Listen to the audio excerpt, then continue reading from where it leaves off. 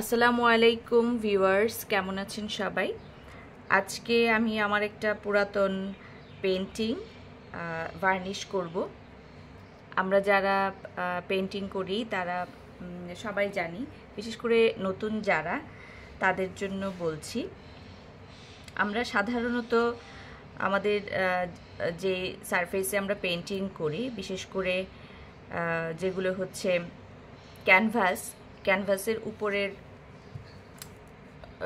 যে একটা কাপড় থাকে, এই কাপড়গুলোতে যখন আমরা কোনো কিছু ড্রয়িং করি, শুকানোর পর দেখা যায় যে অনেক সময় ধুলা পড়ে, ময়লা পড়ে, তখন এটা একটু ফেড হয়ে যায়।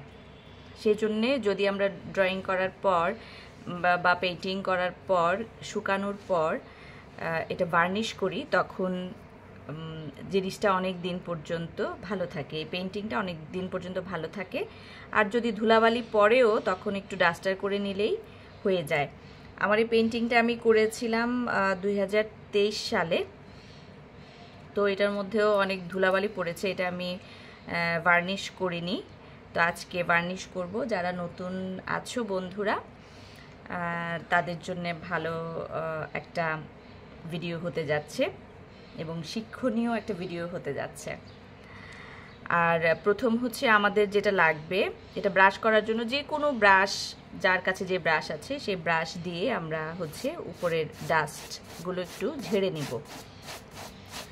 ডাস্টগুলো ঝেড়ে নিলেও দেখা যায় যে কেমন একটু ফেড হয়ে আছে, আর এটার উপরে যখন আমরা বার্নিশটা করব তখন একদম নতুনের মতো চকচক হয়ে যাবে এবং অনেক দিন পর্যন্ত ভালো থাকবে। বাজারে বিভিন্ন ধরনের বার্নিশ কিনতে পাওয়া যায়, লিকুইড আছে, স্প্রে বার্নিশ আছে। তো আমি সাধারণত লিকুইড বার্নিশটাই পছন্দ করি এবং সবগুলোতে আমি লিকুইড বার্নিশই ইউজ করেছি। ক্যামেলের বার্নিশ আছে, তারপর মন্টমার্টের বার্নিশ আছে। আজকে আমি মন্টমার্টের বার্নিশই ইউজ করব।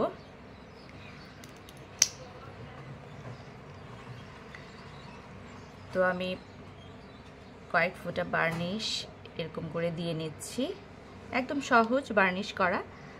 তারপর এটা কিছুক্ষণ রোদ্রে রেখে যার যার স্থানে এটা রেখে দিলেই হয়ে গেল। এখন আরেকটা ব্রাশ নিলাম, যার কাছে যেরকম ব্রাশ আছে সেটা দিয়েই হবে। তো এটা অনেকটা জেসু করার মতো। আমরা যারা পেন্টিং করি তারা ক্যানভাসটাকে তৈরি করার জন্যে প্রথম জেসু ব্যবহার করি, যেন রঙগুলো আটকে থাকে। তো ভার্নিশটাও এরকম। দেখো বন্ধুরা, কত সুন্দর করে চকচকে হয়ে যাচ্ছে, একদম নতুনের মতো। এবং পরবর্তীতে এটাতে যত ধুলাবালি পড়ুক না কেন, ওটার ফেড হবে না, একটু ঝেড়ে নিলেই আবার আগের মতো হয়ে যাবে।